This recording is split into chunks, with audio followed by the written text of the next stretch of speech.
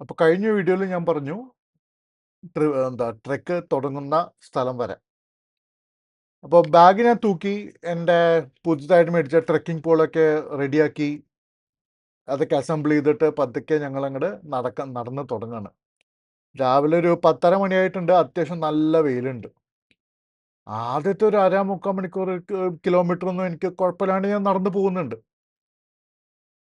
പിന്നെ ഒരു കുത്തനുള്ള ഒരു കയറ്റമുണ്ട്. ഒരു നിയർലി വെർട്ടിക്കൽ ആയിട്ടുള്ള ഒരു കയറ്റം. അതായത് മണ്ണിങ്ങനെ വെട്ടി ചെയ്തിരിക്കുകയാണ്. എന്തോ കൺസ്ട്രക്ഷന് വേണ്ടിയിട്ടുള്ള ചെയ്യണ പോലെ. It's A sharp drop. ഈ പടുകൂറ്റ എൻ്റെ റക്സാക്ക് തന്നെ ഒരു 12 കിലോ വെയിറ്റ് ഉണ്ട്. അപ്പോൾ നേരത്തെ പറഞ്ഞു എനിക്കറിയില്ല, എൻ്റെ അഹങ്കാരം, അതായത് ഞാൻ പോർട്ടർമാരുടെ കയ്യിൽ ഏൽപ്പിക്കല്, ഞാൻ സ്വയം ഹാൻഡിൽ ചെയ്യും എന്നുള്ള ഒരു ജാട, അഹങ്കാരം, അഹന്ത, അതൊക്കെ വെച്ചിട്ടാണ് ഞാൻ ഈ ബാഗ് തൂക്കി പോണത്. ആ കയറ്റം കയറാൻ ഞാൻ ഇത്തിരി ഇന്ന് കഷ്ടപ്പെട്ടു. ഒന്ന് വരണ്ടു. പക്ഷെ ഒരുവിധം കുത്തിപ്പിടിച്ചങ്ങോട്ട് ചാടി ഇങ്ങോട്ട് കയറുമ്പോഴത്തേക്കും നമ്മുടെ ട്രെക്കിംഗ് പോളിൻ്റെ അടിയിലത്തെ ഒരു റബ്ബർ ബുഷ് ഉണ്ട്. ഒരു ട്രെക്കിംഗ് പോളിൻ്റെ അടിയിലത്തെ ബുഷ് ഠബാതെ പോയി. ട്രെക്കിംഗ് പോളുമായിട്ട് എനിക്ക് വലിയ എക്സ്പീരിയൻസ് ഉണ്ടായിരുന്നില്ല എങ്ങനെ ഉപയോഗിക്കേണ്ടതെന്ന്. പക്ഷെ എന്നാലും ഇങ്ങോട്ട് നടന്ന് കയറി. സ്ലോപ്പാണ്, അപ്ഹിൽ സ്ലോപ്പാണ്. പതുക്കെ അങ്ങോട്ട് നടന്ന് കയറി.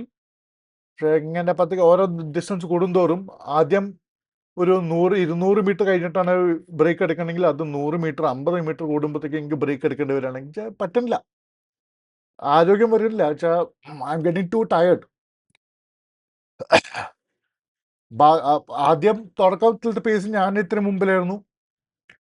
ഒരു 10-15 മിനിറ്റ് തന്നെ ബാക്കിയുള്ള എല്ലാ ആൾക്കാരും മുമ്പിലോട്ട് പോയി കഴിഞ്ഞു. ഒരു അരമണിക്കൂറായിട്ടൊന്നും അവരെ കാണാനില്ല. They are far ahead of me. പിന്നെ ഒരു കുന്നിൻ്റെ മണ്ടയ്ക്കെത്തി. അപ്പോൾ താഴെ നമുക്ക് റോപ്പ് ബ്രിഡ്ജ് കാണാം. അപ്പോൾ നോക്കുമ്പോൾ ഞാൻ ഈ കുന്ന് ഇറങ്ങുമ്പോൾ എൻ്റെ ഒരു ഗൈഡ് എൻ്റെ ഒപ്പം നിൽക്കുന്നുണ്ടായിരുന്നു എനിക്ക് സഹായത്തിന് വേണ്ടിയിട്ട്. ഹി അണ്ടർസ്റ്റുഡ് ഇയാൾക്ക് പണി കിട്ടാൻ പോവാണ്. അപ്പോൾ എനിക്ക് കമ്പനിയായിട്ട് ഒരാൾ നിൽക്കുന്നുണ്ടായിരുന്നു. And I'm very grateful to him. Manoj is brilliant. I'm very grateful to him. അപ്പോൾ അവർ അപ്പോഴത്തേക്ക് ഒരു കിലോമീറ്റർ അഹെഡോളം ആയിക്കഴിഞ്ഞു. പിന്നെ പതുക്കെ അങ്ങനെ സാവകാശം ബ്രീത്തെടുത്ത് നടന്ന് ഫൈനലി റോപ്പ് വേയുടെ അവിടെ എത്തി. ഇത് റോപ്പ് ബ്രിഡ്ജ് എന്ന് വെച്ചാൽ നല്ലൊരു ഒന്നാം തരം ഒരു നല്ല നീളമുണ്ട്. 10-300 മീറ്റർ നീളമുള്ള അക്രോസ് ദ ബിഗ് വാലി. അടിയിൽ നല്ല പുഴ ഇങ്ങനെ പോവാണ്. ഉഗ്രം വ്യൂ ആണ്. എനിക്ക് പക്ഷെ ഫോട്ടോ എടുക്കാനോ വീഡിയോ എടുക്കാനോ ഒന്നിനുള്ള സമനിലയായിരുന്നില്ല. കാരണം വയ്യാണ്ടായി. നടന്ന് ഫൈനലി ഇതിൻ്റെ അവിടെ എത്തിയപ്പോഴാണ് ഇതിൻ്റെ ഈ റോപ്പ് വേയുടെ മുകളിൽ ഒരു വലിയൊരു ബാനർ കിട്ടിയിട്ടുണ്ട്. ജിനു തണ്ട എന്നുള്ള റിവറിന്റെ മുകളിൽ കൂടെയുള്ള ഇതാണ്. ഈ പുഴ കഴിഞ്ഞാൽ ജിനു തണ്ട എന്നുള്ള വില്ലേജ് ആണ്, ജിനു വില്ലേജ്. ഇപ്പൊ അവിടെ ആ ബോർഡിൽ എഴുതിയിരിക്കുകയാണ്, Annapurna base camp trek starts here. Again, Annapurna base camp trek starts here. അതായത് ഇപ്പൊ ഇതുവരെ ഞാൻ നടന്ന ഒന്നും അല്ലായിരുന്നു എന്ന്. സത്യം പറയല്ലോ, അവട്ടം അങ്ങോട്ട് തകർന്നുപോയി. ഞാൻ ചോദിച്ചു, ഈ കഴിഞ്ഞ 4 കിലോമീറ്റർ നടക്കാൻ ഞാൻ ഇത്രയും കഷ്ടപ്പെടുകയാണെങ്കിൽ ഇനി അങ്ങോട്ടുള്ള 10-30 കിലോമീറ്റർ ഞാൻ എങ്ങനെ നടക്കും? ഓക്കെ, പോട്ടെ. റോപ്പ് ബ്രിഡ്ജും കയറി ഇറങ്ങി. അതിൻ്റെ ഡൗൺവേർഡ് നിന്ന് പിന്നെ അപ്വേർഡ് സ്ലോപ്പിലേക്ക് ആകുമ്പോൾ എനിക്കൊരു 5 തവണ നിൽക്കേണ്ടി വന്നു. അത്രയ്ക്ക് ടയർഡായി. ഇത് മുകളിലേക്ക് എത്തി. പിന്നെ അവിടെ നിന്ന് റൈറ്റ് തിരിഞ്ഞ് ഫുൾ സ്റ്റെപ്സ് ആണ്. അവിടെ ഒരു 2-3 കുതിരകൾ നിർത്തിയിട്ടുണ്ട്. കുതിരക്കാരുണ്ട്, ഒരു ചായക്കടയൊക്കെ ഉണ്ട് അവിടെ. ഞാൻ അങ്ങോട്ട് ഒരു സ്റ്റെപ്സ് പതുക്കെ അങ്ങോട്ട് നടന്ന് കയറാൻ തുടങ്ങി. ഒരു 10-20 ഫ്ലൈറ്റ് ആയപ്പോഴത്തേക്കും വയ്യാണ്ടായി. സ്ലോപ്പ് കയറുന്ന പോലെയല്ല, സ്റ്റെപ്സ് അതിനേക്കാളും എനിക്ക് ടഫായിട്ടാണ് തോന്നിയത്. അവിടെ കുറച്ചങ്ങോട്ട് മുകളിലേക്ക് കയറിയപ്പോഴത്തേക്ക് എനിക്ക് മനസ്സിലായി, ഈ പോക്ക് പോയാൽ ശരിയാവില്ല. കാരണം ഈ കയറ്റം അത് ഇന്നത്തെ ദിവസം ഒരു 3-4 കിലോമീറ്റർ നടക്കാനുണ്ട്. എന്നാലേ ഇന്നത്തെ ബേസ് ക്യാമ്പിലേക്ക് എത്തുള്ളൂ, ഇന്നത്തെ നൈറ്റ് ഹോൾട്ടിലേക്ക് എത്തുള്ളൂ. ഇത്രയപ്പോഴത്തേക്കും എൻ്റെ മനസ്സിൽ ഉൾവിളി വന്നു, മോനെ പോകണ്ട, you are not ready for this thing, you are not prepared for this thing. ഇത് പോയി കഴിഞ്ഞാൽ ബാക്കി എല്ലാവർക്കും ദുരിതം ഉണ്ടാക്കുകയുള്ളൂ. കാരണം ഈ നേരത്തെ എൻ്റെ ഗ്രൂപ്പിലത്തെ മറ്റു ആൾക്കാരൊക്കെ അവിടെ ഒരു മണിക്കൂർ മുമ്പേ ആ ഹോട്ടലിൽ എത്തിയിട്ടുണ്ടാവും. അവർ ഊണയിക്കാനുള്ള ഹോട്ടൽ. ഇനി ഞാൻ അവിടെ എത്തണമെങ്കിൽ ഇനി 1 മണിക്കൂർ എടുക്കും. 1 മണിക്കൂർ എത്തിയിട്ട് ഞാൻ വന്നിട്ട് ഭക്ഷണം കഴിച്ചിട്ട് ഒന്ന് ശ്വാസം എടുത്തിട്ട് അവർ പോകുമ്പോൾ I am going to be delaying all of them. ഞാൻ കാരണം അവരെല്ലാവരും ബുദ്ധിമുട്ട് അനുഭവിക്കുമെന്ന് എനിക്ക് മനസ്സിലായി. അപ്പോൾ ഞാൻ കൂടുതൽ റിസ്ക് എടുക്കാൻ തീരുമാനിച്ചില്ല. ഒരു 10 മിനിറ്റ് ആലോചിച്ചു. കാരണം തോൽവി സമ്മതിക്കലാണ്. പ്രകൃതിയോടല്ലേ. തോൽവി സമ്മതിച്ചു. എൻ്റെ കൂടെയുള്ള ഗൈഡിനടുത്ത് പറഞ്ഞു കുതിര അറേഞ്ച് ചെയ്യാം. അയാൾ നേരെ താഴെ പോയി ഒരു കുതിരനെ അറേഞ്ച് ചെയ്തു. ആ കുതിരപ്പുറത്ത് നേരെ മുകളിലേക്ക് ഇങ്ങോട്ട് കയറി. ദ സ്റ്റെപ്സ് ഇത്രയും സ്റ്റീപ്പായിട്ടുള്ള സ്റ്റെപ്സ് ആയിരുന്നു. ഞാനത് കയറുകയാണെങ്കിൽ ഓരോ 10 സ്റ്റെപ്പ് അല്ലെങ്കിൽ 5 സ്റ്റെപ്പ് വെച്ച് കഴിഞ്ഞാൽ എനിക്ക് 5 മിനിറ്റ് റെസ്റ്റ് ചെയ്യണം. അമ്മാതിരി സ്റ്റീപ്പായിട്ടുള്ള സ്റ്റെപ്സ്. സേഫാണ്, സൈഡിൽ റെയിലിങ്സ് എല്ലാം ഉണ്ട്. പക്ഷേ കുതിരപ്പുറത്തായതുകൊണ്ട് ഞാൻ ഒരുവിധം മുകളിലേക്ക് അങ്ങോട്ട്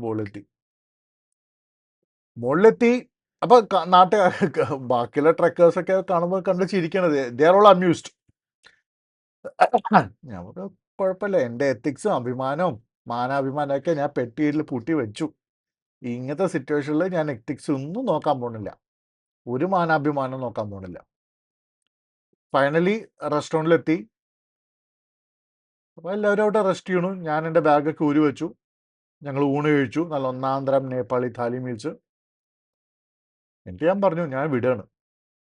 അവർ പറഞ്ഞു ഇത് പറ്റും, നിങ്ങളെ കൊണ്ട് പറ്റും. എനിക്ക് തോന്നുന്നില്ല, ഞാൻ ഇനി കയറി കഴിഞ്ഞാൽ നിങ്ങൾക്കാണ് ബുദ്ധിമുട്ടാവും പോണേ, ബാക്കി എല്ലാവർക്കും ബുദ്ധിമുട്ടാവും. പിന്നെ എൻ്റെ മനസ്സ് പറഞ്ഞു പോണ്ട. I always follow my instincts. അച്ഛനും അമ്മയും അമ്മൂമ്മയും അവരൊക്കെ കുറേ പ്രാർത്ഥിച്ച കാരണം എനിക്ക് അത്യാവശ്യം നല്ല ദൈവാധീനമുണ്ട്.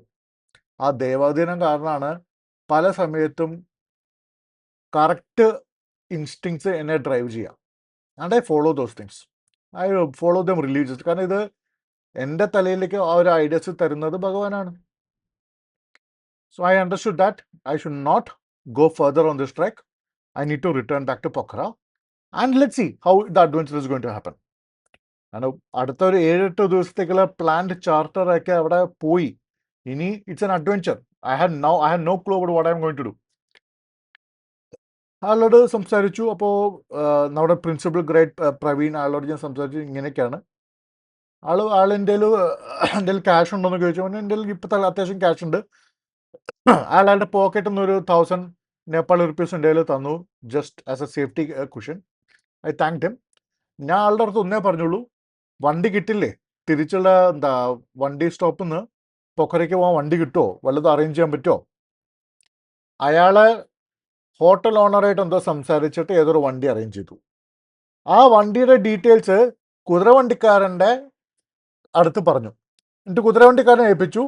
ഫുൾ പേയ്മെൻറ്റിന് വേണ്ടിയിട്ട് ഇയാളെ ആ വണ്ടികളിൽ നിർത്തുന്ന സ്റ്റാൻഡിൽ പോയിട്ട് ഇന്ന ഡ്രൈവറിൻ്റെ അടുത്ത് ഹാൻഡ് ഓവർ ചെയ്യണം. അതാണ് കണക്ക്, ഡീല്. എൻ്റെ അടുത്ത് പറഞ്ഞിട്ടില്ല, ഞാനവിടെ കിതച്ചുകൊണ്ടിരിക്കുകയാണ്. പട്ടിയെ പോലെ കിതയ്ക്കാന്ന് പറഞ്ഞാൽ അത് പട്ടികളോടാണ് ആദരവോ, അതുകൊണ്ട് പട്ടി എന്ന് പറയുന്നില്ല. ഇതേപോലെ ഒരു ഉണ്ണാക്കങ്ങൾ നല്ലോണം കിതച്ചിരിക്കുകയാണ്. കാരണം കൈയും കാലും വറക്കുകയാണ്, കാല് വറക്കുകയാണ്. അമ്മാതിരി സ്ട്രെയിൻ ആയി പോയി എൻ്റെ കാലിന്, എനിക്ക് പറ്റണില്ല.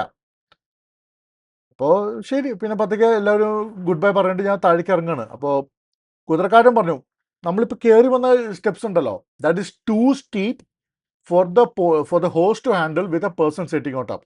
ഞാൻ കുതിരയുടെ മുകളിൽ ഇരിക്കുകയാണെങ്കിൽ കുതിരയെ കൊണ്ട് ഹാൻഡിൽ ചെയ്യാൻ പറ്റില്ല. അമ്മാതിരി സ്റ്റീപ്പ് സ്റ്റെപ്സ് ആണ്, അതും ഡിക്ലൈനാണ്.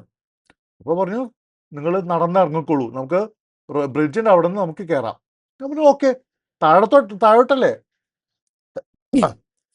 കയറാം.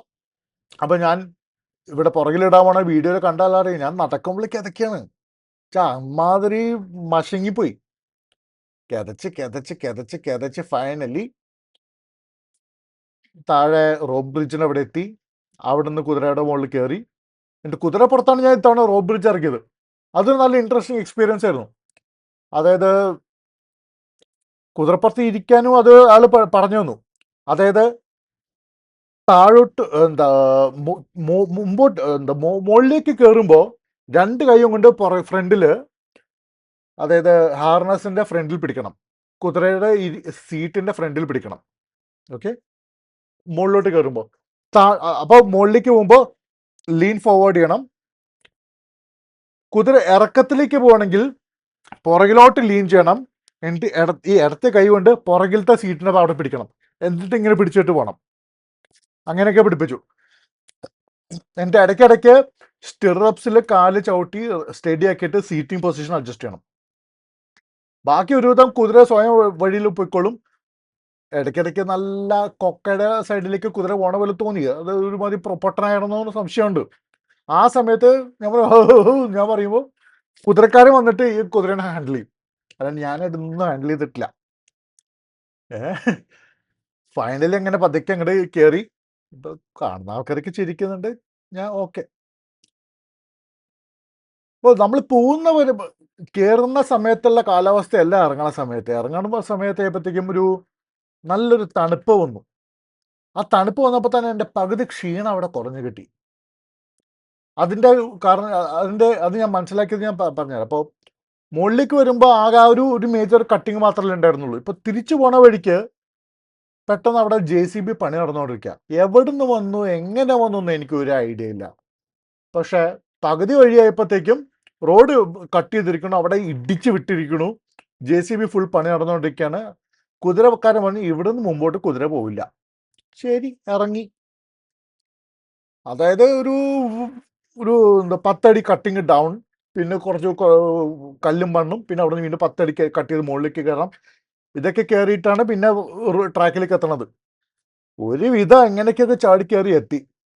പിന്നെ ആദ്യത്തെ ആ ഒരു ഹിമ്മൻസ് കട്ടിങ്ങിൻ്റെ കാര്യം ഞാൻ പറഞ്ഞില്ലേ, ഞാൻ ശരിക്കും കഷ്ടപ്പെട്ടത്.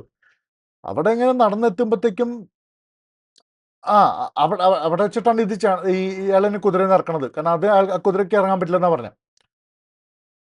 അപ്പോൾ നോക്കുമ്പോൾ ഒരു 2 ചൈനക്കാർ അവിടെ നിൽക്കണു. ഒരു ചെറിയ ഒരു 10, 30, 25 വയസ്സുള്ള ചൈനീസ് പിള്ളേരാണ്.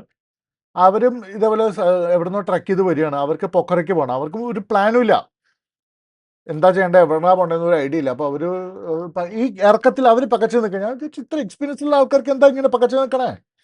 എക്സ്പീരിയൻസ് ഇല്ലാത്ത ഞാൻ പകച്ചു നിൽക്കണം എനിക്ക് മനസ്സിലാവാം. എന്താ ഞാൻ അങ്ങോട്ട് ഇറങ്ങി കാണിച്ചു. അപ്പോൾ ഒരു മൗണ്ടനിയറിംഗ് സ്റ്റൈലാണോ? ഞാൻ പറഞ്ഞു ഒരു മണ്ണാങ്കട്ടല്ലേ, എടുത്ത് ചാടി, അത്ര തന്നെയുണ്ട് ചെയ്തേ. പിന്നെ കയ്യും കാലും ഒക്കെ പിടിച്ച് നമ്മൾ പടഞ്ഞങ്ങോട്ട് ഇറങ്ങില്ലേ, അതന്നെ ചെയ്തു. അവരെന്നെ ഫോളോ ചെയ്തു. പിന്നെ ഈ നടക്കണ വഴിയിൽ അവർ സംസാരിച്ചപ്പോഴാണ് മനസ്സിലായി അവർ യുന്നാനെന്നോ മറ്റുള്ള ടീംസാണ്. അപ്പോൾ അവരോട് സംസാരിച്ചു എന്താണ് പരിപാടി. അവർ പറഞ്ഞു എങ്ങനെയെങ്കിലും പൊഖറയിൽ എത്തണം. ഞാൻ ചോദിച്ചു നിങ്ങൾ വണ്ടി വല്ലതും അറേഞ്ച് ചെയ്തിട്ടുണ്ടോ? ഇല്ല. താമസ സ്ഥലം വല്ലതും അറേഞ്ച് ചെയ്തിട്ടുണ്ടോ? ഇല്ല. എന്നാൽ എൻ്റെ കൂടെ കൊടുക്കോളൂ, ഞാൻ ഒരു വണ്ടി അറേഞ്ച് ചെയ്തിട്ടുണ്ട്. ഓക്കെ, അവർ ഓക്കെ എന്ന് പറഞ്ഞു. ഫൈനലി 2 കിലോമീറ്റർ നടക്കാനുണ്ടായിരുന്നു. കാരണം പകുതി വെച്ചിട്ടാണ് നമ്മൾ ഇറക്കി വിട്ടത്. കാരണം കൺസ്ട്രക്ഷൻ നടന്നില്ലേ. ആ സമയത്തൊക്കെ ഫസ്റ്റ് ഓഫ് ഓൾ എന്തോ ഒരു ധൈര്യം, രാവിലത്തെ പോലത്തെ ക്ഷീണം തോന്നിയില്ല. വെയിലില്ലാത്തതായിരിക്കാം ഒരു ഫാക്ടർ. പിന്നെ അയ്യോ ഇനി മല മുഴുവൻ കയറണ്ടല്ലോ, കൂടി വന്നാൽ ഇനി കുറച്ച് ഒരു അരമണിക്കൂർ കൂടി നടന്നു കഴിഞ്ഞാൽ, 1 മണിക്കൂർ നടന്നു കഴിഞ്ഞാൽ വണ്ടി കയറുമല്ലോ എന്നുള്ള പ്രതീക്ഷയിൽ എന്തോ ഒരു ധൈര്യത്തിൽ ഞാൻ അങ്ങടെ നടന്നങ്ങോട്ട് കയറി. നടന്നങ്ങടെ ഇറങ്ങി. നോക്കുമ്പോൾ ഫൈനൽ വണ്ടികളുടെ സ്ഥലത്തെത്തി. ഈ കുതിരക്കാരൻ എൻ്റെ അടുത്ത് എന്തൊക്കെയൊക്കെ പറഞ്ഞു, ഇന്ന ഡ്രൈവർ, ഏതൊരു തടിയൻ മോഹൻ, അങ്ങനെ എന്തൊക്കെയൊക്കെയോ പറയണ്ടായിരുന്നു. എനിക്കൊന്നും മനസ്സിലായില്ല. അവൻ മുങ്ങി. അപ്പോൾ നോക്കുമ്പോൾ അവിടെ ഒരു തിണ്ടുമേ കുറേ ഡ്രൈവർമാർ ഇന്ന് സൊറ പറയണു. ഞാൻ നേരെ അവരുടെ അടുത്ത് പോയി കാര്യം സംസാരിച്ചു. ഇന്ന കാര്യങ്ങളൊക്കെയാണ് എൻ്റെ അടുത്ത് പറഞ്ഞത്. ഈ ഡ്രൈവറിനെ പറ്റി നിങ്ങൾക്ക് വല്ല അറിയോ? അവരെന്തൊക്കെയോ കണസ അവരെ തമ്മിൽ സംസാരിച്ചിട്ട് അവസാനം അതിലൊരാൾ പറഞ്ഞു ഞാൻ കൊണ്ടാക്കാൻ തോന്നുന്നു. ശരി. എന്നിട്ട് അയാളുടെ വണ്ടിയിൽ ഒരു ടാറ്റ സുമോ, ഉടങ്ങിയിട്ടുള്ളൊരു ടാറ്റ സുമോയിൽ ഫൈനലി ഞങ്ങൾ പൊഖറയ്ക്ക് തിരിച്ചെത്തി. ഈ ചൈനക്കാരും ഞാൻ താമസിച്ച സോസ്റ്റലിൽ തന്നെ താമസിച്ചു. പിന്നെ 2 ദിവസം ഞാൻ സോസ്റ്റലിൽ തന്നെയായിരുന്നു. നടക്കാൻ നല്ല ബുദ്ധിമുട്ടായിരുന്നു. കാഠ്മണ്ഡു എത്തണ വരെ എനിക്ക് ഇരിക്കാനും നിൽക്കാനും പറ്റാത്ത അവസ്ഥയായിരുന്നു. നടക്കുമ്പോൾ കുഴപ്പമില്ല. അപ്പോൾ പൊഖറയിൽ തന്നെ ആ ഒരു 2 ദിവസത്തെ യാത്രാ വിവരണങ്ങളും പിന്നെ ഫർദർ കാഠ്മണ്ഡുവിലേക്കുള്ള യാത്രയും പിന്നെ അവിടുത്തെ കാര്യങ്ങളും അടുത്ത വീഡിയോയിൽ. ഓക്കെ.